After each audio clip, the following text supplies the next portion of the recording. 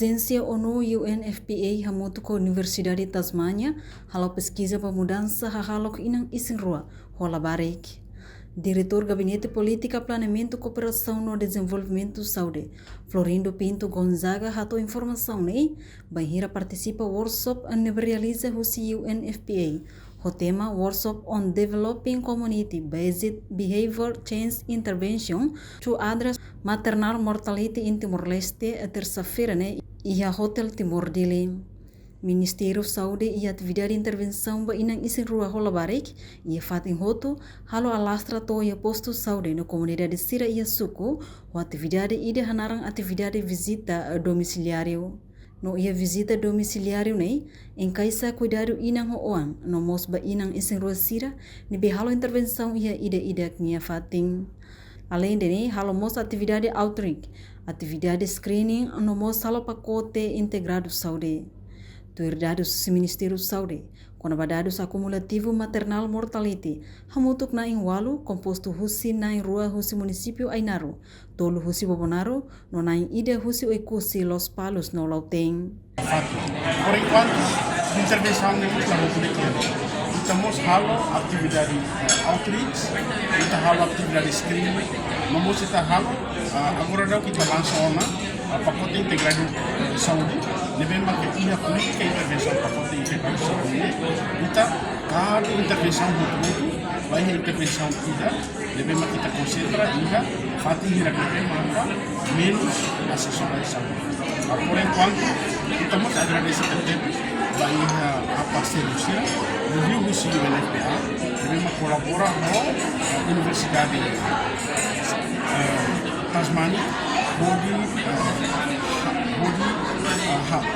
halo survei ou pesquisa bahia halo mudança halo punya lebih maka decisivo tertentu bahia punya isi luar no lama sisanya nessa sugestão de que fosse tertentu no recomendação bahia Ministério da Saúde atu considera hori fonte de decisão. Por enquanto to ohiloro utania maternal mortality ou mortalidade Indonesia kita lihat kemudian baru lebih maka acontece rua husi município Ainaro tolu husi Bobonaro ida husi Oikusi Lauteng nomos Los Palos por enquanto kita acumulativo muito baru. Enquanto a representante UNFPA de Timor-Leste, Nafcha Suring, afirma que dados FOM no processo continua lá, enquanto o estudo da saúde demográfico tina rural no recém limanian, pesquisa da raune ela ohela.